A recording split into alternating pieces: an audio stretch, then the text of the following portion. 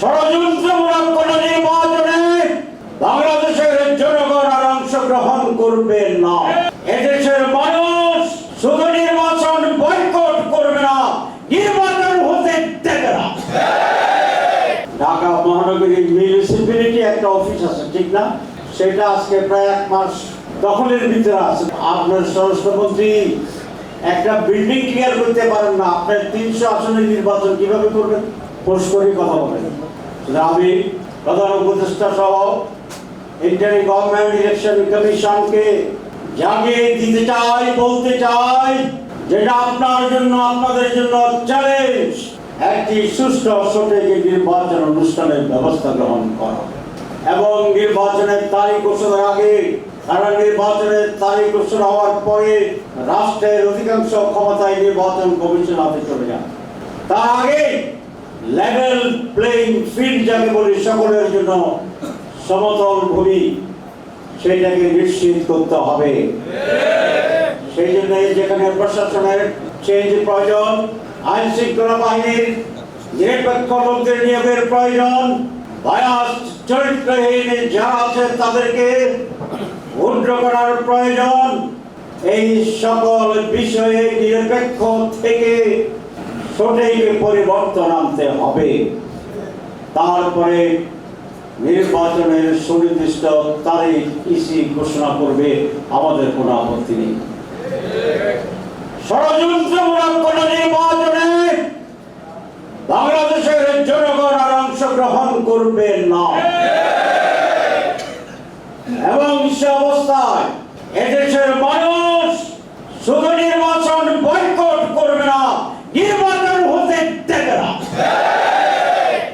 একজন নেতা বলেছেন তারা সব দখল করে ভোট কেন্দ্র দখল করতে দেওয়া হবে না। উনি ভালো বলেছেন, কিন্তু বললেই তো হবে না, তারা আসবে। আপনারা আহ্বান জানিয়েছেন যেন না আসে, আপনার আহ্বান কেন শুনবে তারা? তারা আসবে।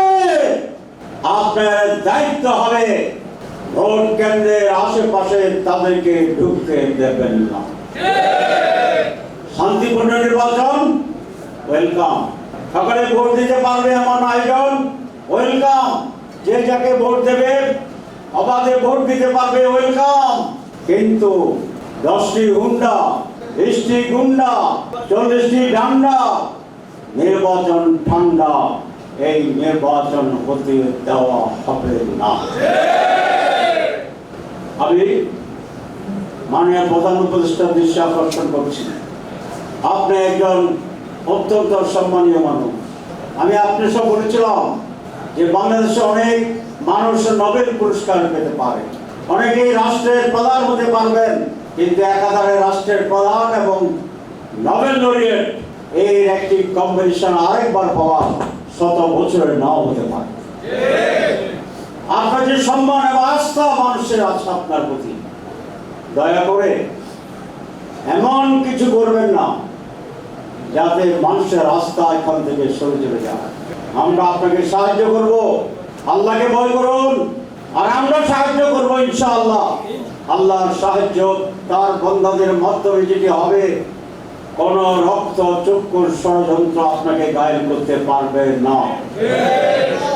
সুতরাং সবকিছু করে আপনি যেমন বিশ্বে খ্যাত, আপনি বাংলাদেশকে বাংলাদেশকে রেল লাইনে উঠিয়ে সঠিক নির্বাচন নিশ্চিত করার মাধ্যমে প্রয়োজনে যদি মনে করেন বাংলাদেশের ল এনফোর্সিং অথরিটি যথেষ্ট নয়, পৃথিবীর অনেক দেশে জাতিসংঘের অধীনে নির্বাচন হয়েছে, প্রয়োজনে আপনি আন্তর্জাতিক সাহায্য গ্রহণ করুন, কিন্তু সঠিক নির্বাচন আপনাকে করতে হবে। আমি কয়েকদিন আগে বলেছিলাম, আপনার হোম মিনিস্টার বলেছে লেভেল প্লেইং ফিল্ড হয়ে গেছে, আমরা প্রস্তুত। আমি সেই জন্য বললাম ঢাকা মহানগরীর মিউনিসিপ্যালিটি একটা অফিস আছে, ঠিক না? সেটা আজকে প্রায় 1 মাস দখলের ভিতরে আছে, নাম বলতে চাই না। আপনার স্বরাষ্ট্রমন্ত্রী একটা বিল্ডিং ক্লিয়ার করতে পারেন না, আপনার 300 আসনের নির্বাচন কিভাবে করবেন? পোস্ট করে কথা বলেন। তার উপকার হবে, জাতির উপকার হবে।